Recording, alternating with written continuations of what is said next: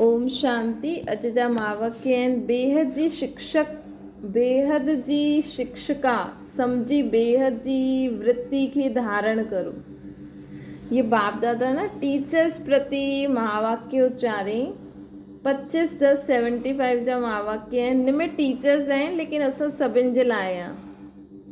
पंहिंजे खे मास्टर विश्व जी शिक्षक सम्झंदा आहियो अथवा पंहिंजी सेवा केंद्र जी मां फलानी स्थान जी टीचर आहियां, इहे बुद्धि में रहंदो आहे।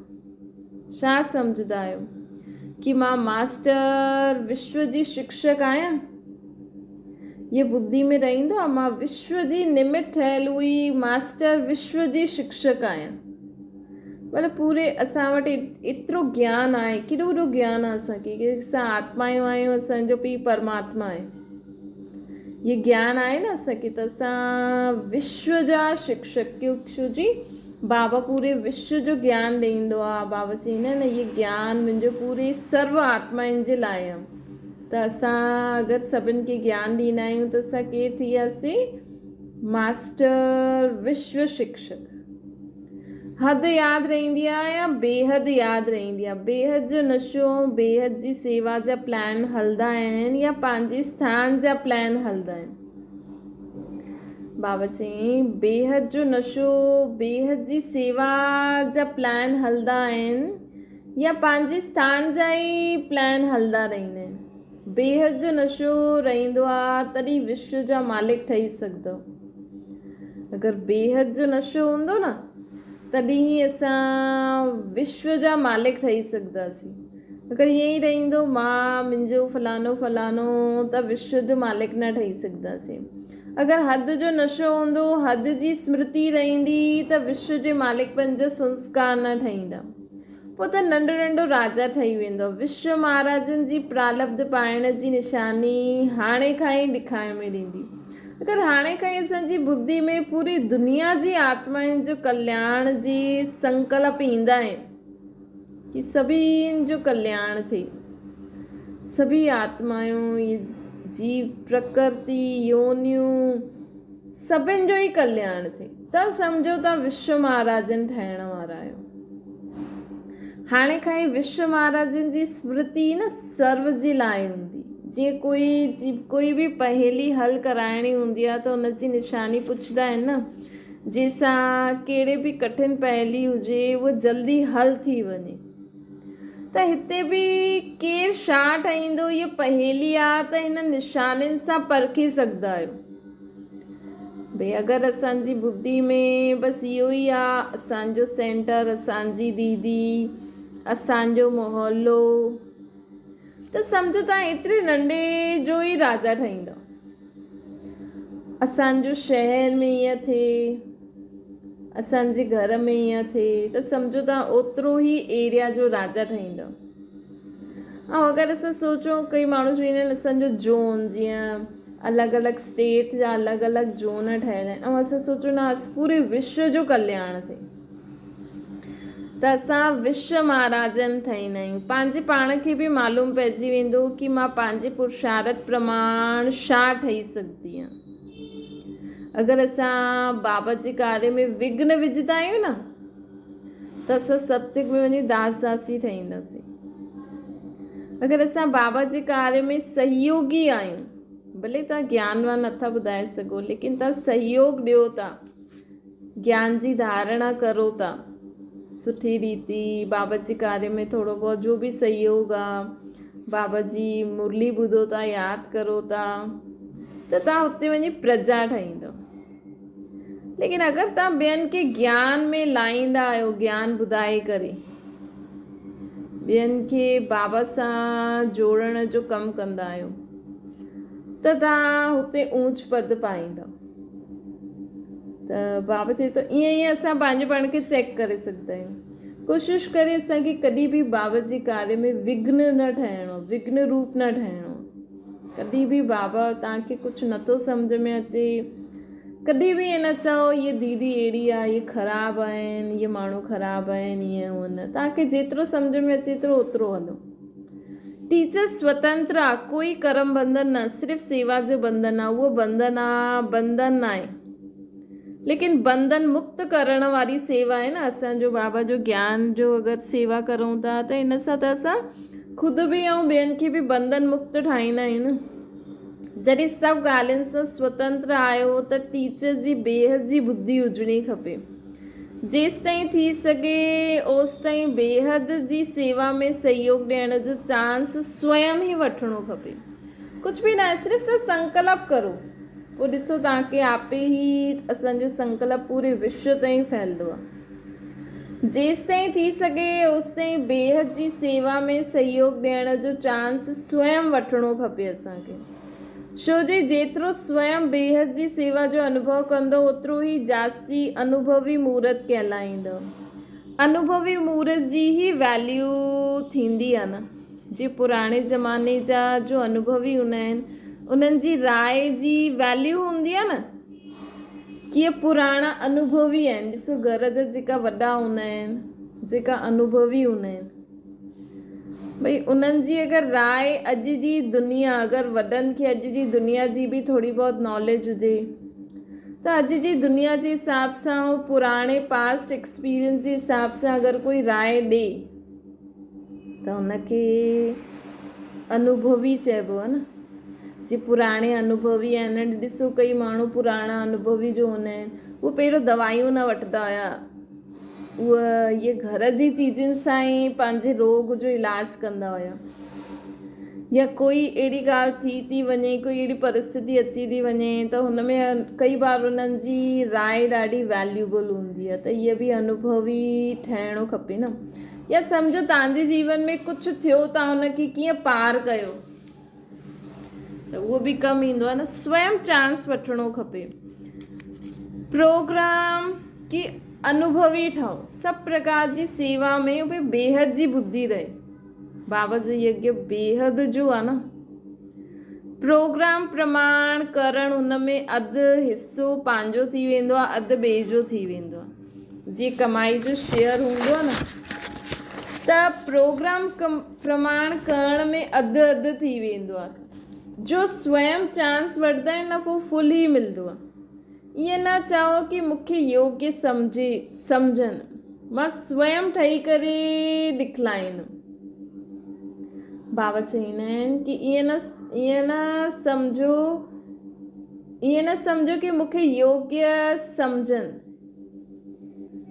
कि हा मां खुद बि ऑफर करो, ऐं अगरि उहे नथा करनि त हीअं न सम्झो कि अरे मूंखे योग्य न सम्झनि। तव्हां पंहिंजो कंदा रहो, मां स्वयं ठही करे ॾेखारींदमि। आफ़रीन हुनखे मिलंदी आहे जो स्वयं खे ऑफर कंदो आहे।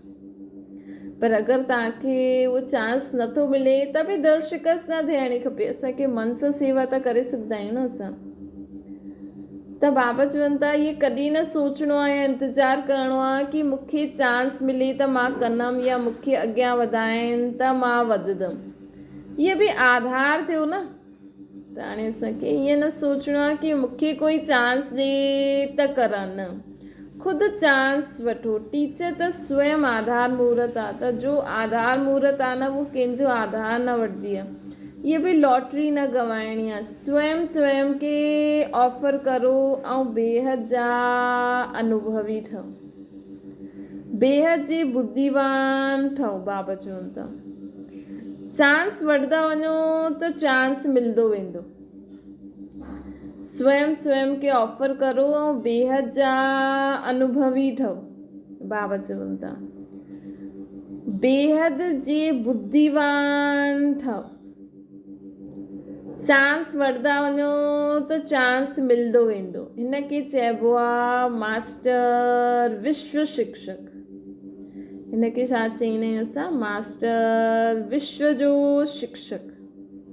बाक़ी आहे पंहिंजे सेंटर जा शिक्षक जो ख़ुदि जे सेंटर, ख़ुदि जे जोन, ख़ुदि जे ई मोहल्ले जे बारे में ई सोचंदा रहंदा आहिनि, त उहो थी विया हद जा टीचर। जीअं बाप खे ॾिसो हिकु स्थान मधुबन ते रहंदे हुए चारो ई प्लान ठाहींदा आहिनि न सिर्फ़ु मधुबन जा, ईअं ई निमित किथे बि रहंदा आहियो लेकिन बेहद जा प्लान्स ठाहींदा रहो। बाबा चवनि था ईअं आहे सभु बेहद जी बुद्धि वारी आत्मायूं आहिनि, उनखे छा चईंदासीं, टीचर्स। जेके बेहद जे बारे में, सेवा जे बारे में सोचंदा आहिनि उन्हनि खे टीचर्स चईंदासीं। चारों ओर चक्कर लॻाईंदा आहियो या सिर्फ़ु पंहिंजे पंहिंजे एरिया में चक्कर लॻाईंदा आहियो। जो जेतिरो ईश्वर सेवार्थ चक्कर लॻाईंदो ओतिरो ई चक्रवर्ती राजा ठहींदो। अच्छा, ये त थी वई बेहद जे टीचर्स जे निमित्त। हाणे त भविष्य प्लान ॿुधायो।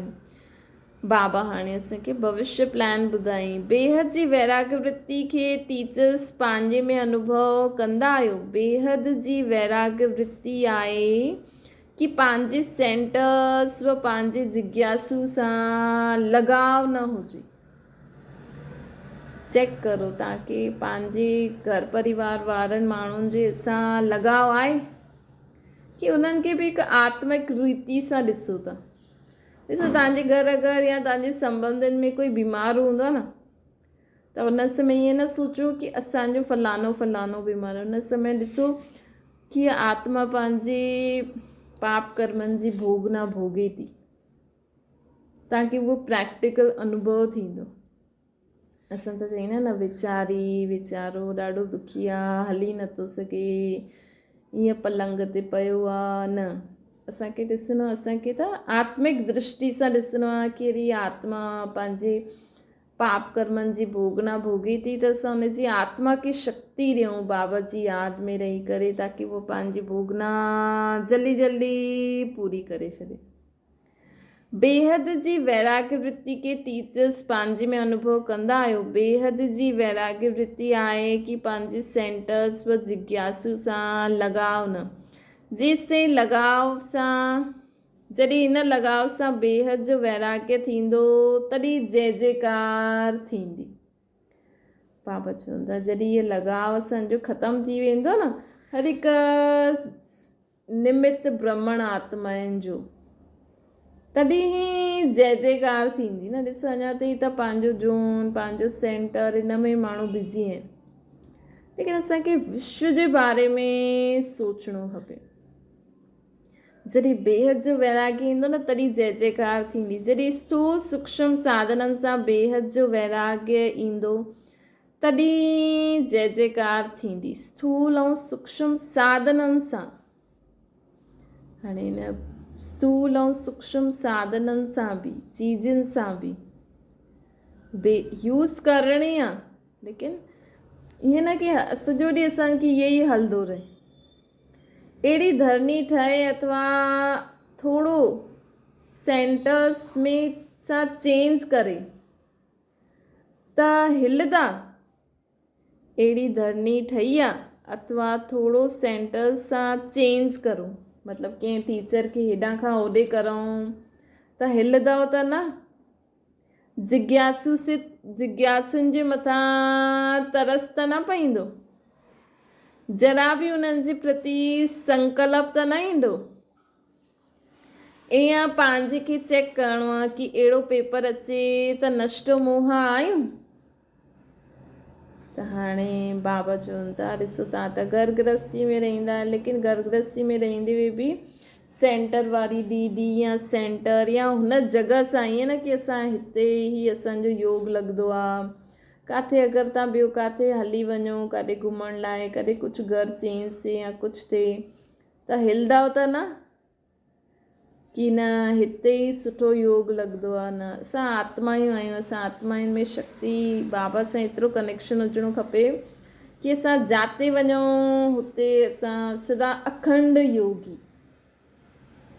त बाबा इहे टीचर्स जे लाइ न, त टीचर्स खां बाबा पुछनि था जिज्ञासुनि जे मथां तरस त न पईंदो, हाणे हिननि खे केरु संभालंदो।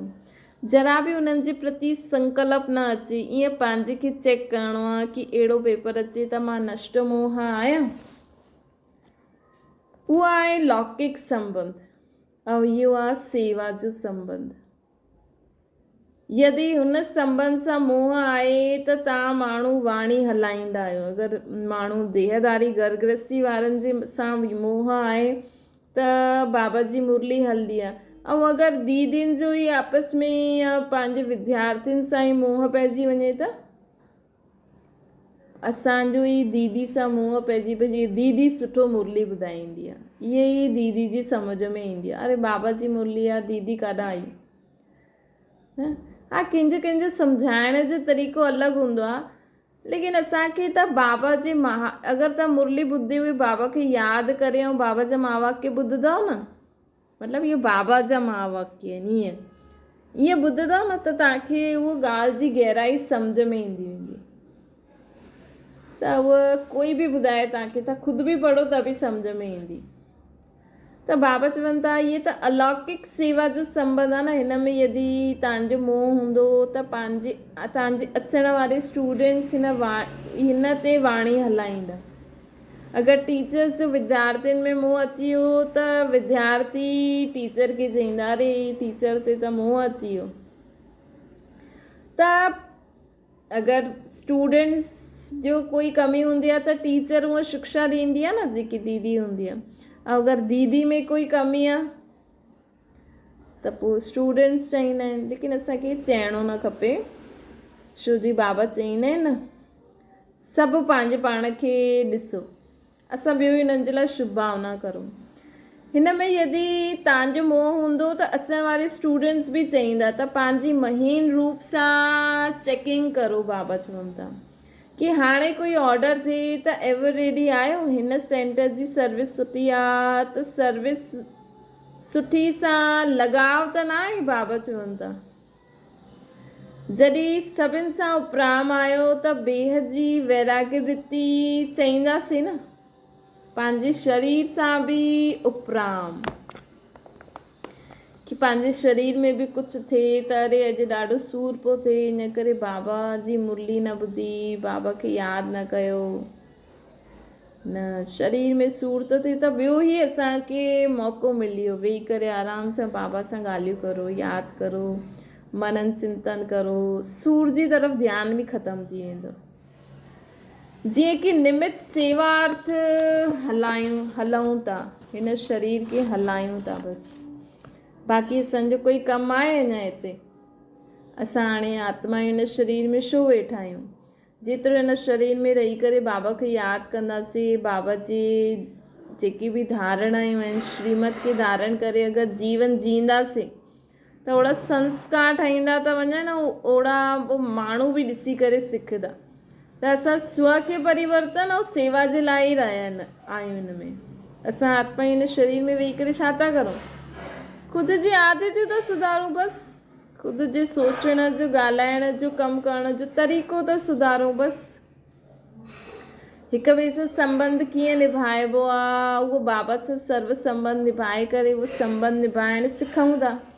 छो जो अॼुकल्ह दुनिया में ॾिसो माण्हुनि खे संबंध बि नथो निभाइणु अचे न, त बाबा सां सर्व संबंध निभाए करे उहो संबंध निभाइणु सिखूं था, संस्कारी त ठाहियूं था। हाणे असां छा था करूं, बसि ऐं पोइ ख़ुदि जा बि ठाहियूं था। त अगरि तव्हांखे इच्छा आहे त तव्हां ॿियनि खे बि ज्ञान ॾेई हुननि खे बि सिखाए सघंदा आहियो, भई हीअं सोचो, हीअं ॻाल्हायो, हीअं कमु करो। असांखे परमात्मा हीअं शिक्षा ॾींदा आहिनि, ख़ुदि खे आत्मा सम्झी, त सेवा थी वई।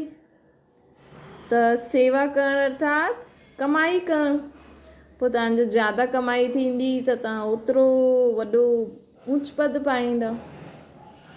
सिंपल आहे ज्ञान, ॿियो कुझु न आहे। असां हिनखे भक्ति मार्ग वांगुरु न करूं कि अरे सुबुह जो ईअं करो उहो करो। सिंपल ॻाल्हि असांखे सम्झणी आहे कि सिर्फ़ु असांखे छा करिणो आहे, बाबा खे यादि करिणो आहे, स्वयं खे सुधारणो आहे, सेवा करणी आहे। लगाव जी निशानी आहे कि इहा आहे कि बुद्धि बार बार बाप सां हटी करे हुन तरफ़ वेंदी त सम्झो लगाव आहे।